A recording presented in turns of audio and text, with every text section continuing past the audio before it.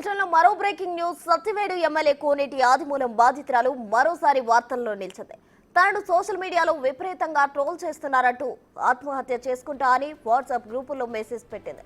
నాకు జరిగిన అన్యాయం మీ అక్క మీ చెల్లికో జరిగితే నాపై ఇలాంటి కామెంట్స్ చేయరంటూ తెలిపింది. అందుకే నేను చనిపోతున్నా అంటూ మెసేజ్లు పెట్టడంతో మరోసారి అలచడి రేగింది. అంతేకాదు తనకు టీడీపీ నాయకులు ఎవరూ సహకరించడం లేదని, అందుకే ఇక అందరికీ సెలవు అంటూ పోస్ట్ పెట్టింది. మరోవైపు కోనేటి ఆదిమూలం గుండెపోటుతో చెన్నైలోని ఓ ప్రైవేట్ ఆసుపత్రిలో చేరారు.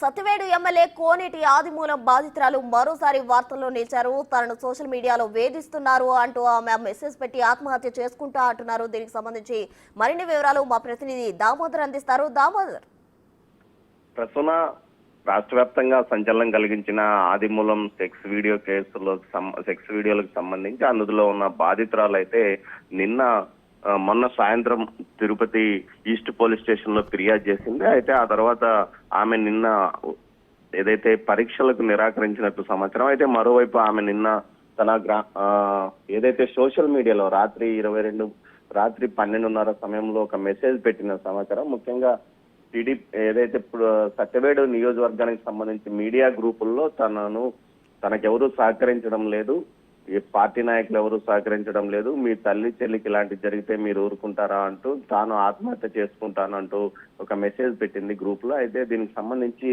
మొత్తం మీద అయితే ఇక్కడ ఆమె ప్రస్తుతం ఉన్నట్లు లేదు, హైదరాబాద్ లోనే ఉందంటూ స్థానికంగా చెప్తున్న పరిస్థితి. మొత్తం మీద ఆ వీడియోలు బయటకు వచ్చిన తర్వాత పరస్పర ఆరోపణలు టీడీపీ గ్రూపులతో పాటు అదేవిధంగా సోషల్ మీడియాలో పెద్ద ఎత్తున చర్చ నడుస్తుంది.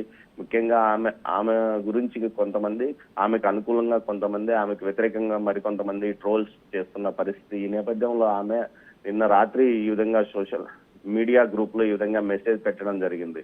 మొత్తం మీద ఇప్పటికే ఈ కేసుకు సంబంధించి ఆ సత్యవేడు ఎమ్మెల్యే ఆదిమూలానికి సంబంధించి పూర్తి స్థాయిలో విచారణ కొనసాగుతుంది. స్థానికంగా ఏదైతే ఆమె చెప్తున్న భీమాస్ ప్యారడైజ్ హోటల్ కి సంబంధించిన సీసీ ఫుటేజ్ ను కూడా పోలీసులు సేకరించినట్టు సమాచారం. రాష్ట్ర ఉన్నత స్థాయి అధికారులు ఈ కేసు విషయం పైన ప్రత్యేక శ్రద్ధతో కేసు దర్యాప్తును కొనసాగిస్తున్నట్లు తెలుస్తుంది.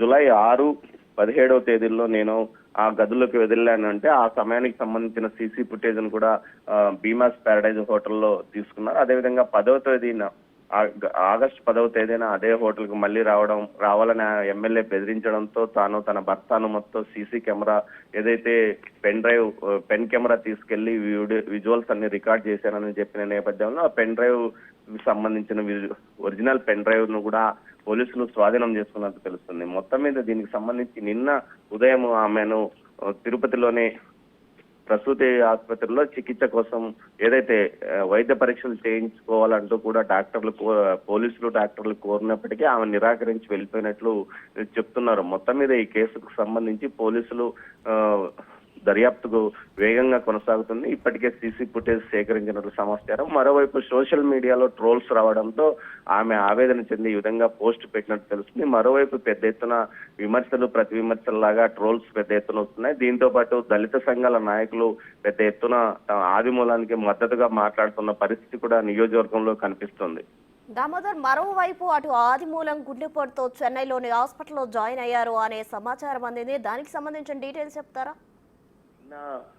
ఉదయం చెన్నైలోని అపోలో ఆసుపత్రిలో ఆదిమూలం జాయిన్ అయినట్లు సమాచారం. అంతకు మునుపు ఏదైతే ఈ వీడియోస్ బయటకు వచ్చిన ముందు రోజు రాత్రే అతను ఆసుపత్రిలో చేరాడు. ఆసుపత్రికి వెళ్లి చికిత్స చేయించుకున్నట్టు సమాచారం. ఆ తర్వాత కేవలం మన బిగ్ టీవీతో మాత్రమే ఈ విషయం గురించి మాట్లాడాడు. ఆ తర్వాత చెన్నై ఆసుపత్రికి వెళ్ళాడు. తర్వాత మరో సీనియర్ నాయకుడిని టీడీపీలో సీనియర్ నాయకుడిని కలిసి వచ్చిన తర్వాత మరోసారి వివాదం మరింతగా పెరగడంతో ఆసుపత్రికి వెళ్ళినట్లు సమాచారం. మొత్తం మీద ఇతనికి ఇప్పటికే అనారోగ్యంతో ఉన్నాడు. ముఖ్యంగా కరోనా సమయంలో తీవ్రంగా ఇబ్బంది పడ్డాడు. అదే సమయంలోనే హార్ట్ అటాక్ రావడంతో 3 స్టంట్లు ఇక్కడే వేశారు. ఆ తర్వాత ఇప్పుడు ఆరోగ్య పరిస్థితి కొంత ఇబ్బందికరంగా ఉందని ఆయన కుటుంబ సభ్యులు చెప్తున్నారు. ఆయన భార్య ఇప్పటికే లో బీపీతో బాధపడుతుంటే ఆమెను కూడా స్థానికంగా ఉన్న ఆసుపత్రిలో చేర్పించారు. మొత్తం మీద అయితే ప్రస్తుతం ఆయన ఆరోగ్య పరిస్థితి గురించి ఆరోగ్యం బాగాలేదని చెన్నై అపోలో ఆసుపత్రిలో చేరారు. మరోవైపు దీనికి సంబంధించి ఆయనకు